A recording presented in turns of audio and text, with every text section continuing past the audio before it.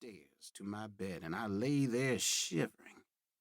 It was winter time, and the heat from the fire downstairs only just made it up through the boards. I lay there and looked up at the ceiling. It hurt so bad. That was when I made my mind up to escape. The first time I crept downstairs when the house was dark and still, but my bare feet thumped too loud on the stairs, and Nellie caught me. She shot out of her bedroom and yelled all sorts, thinking I was stealing food. As soon as I saw her reach for that stick of hers, I was back upstairs faster than a squirrel up a tree. I lay back down in bed, with my heart hammering in my chest. I knew I couldn't stay. I had my mind set on the big city, Washington, D.C. Maybe somewhere there a boy like me could get a job. Had to be better than this. I'll try again tomorrow night, I said to myself, and she won't hear me next time. I tore up my thin wool blanket into squares. I planned to tie them round my feet so no one would hear me come down the stairs. Next morning, my sister Eliza looked hard at me. And when Nellie sent us out to cut wood, Eliza told me she'd seen the blanket all cut up. She knew what I'd done that for. I have to go, I told her. Next time Nellie could break my legs. When we were out of sight of the house, Eliza hugged me tight. I know, Matt, she whispered. I thought she'd kill you last time, but I'll miss you so bad. I nodded. I'll miss you too, but I can't stay here any longer. You going to the city? Eliza said. Washington? I nodded again.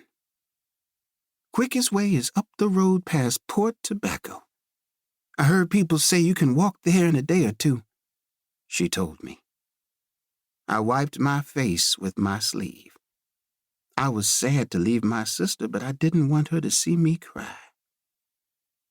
Always be polite, Matt, and be kind. You'll find work somewhere, Eliza said, and picked a bit of dust out of my hair. Just you watch out in the city. And remember, when you walk down those big city streets, keep on the outside of the sidewalk, near the road. I heard there's monsters living in those basements.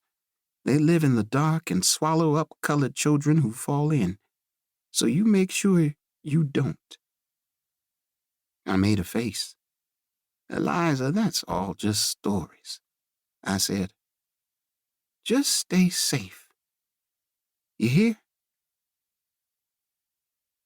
That night I stepped quiet as a polecat down the stairs and across the parlor to the front door.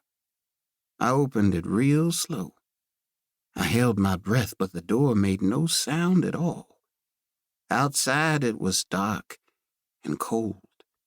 The stars shone like bright diamonds in a great bowl of black, with the moon hung high like a big silver dollar.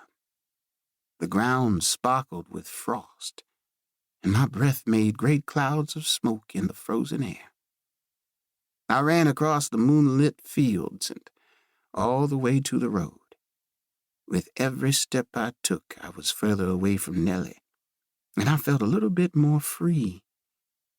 It was like the stories I'd heard of slaves escaping, and I was setting out towards freedom. I knew if Nellie caught me, she'd drag me back and beat me until she broke my arms and legs. I could feel the cold, crisp frost through the blanket squares around my feet, but I kept running.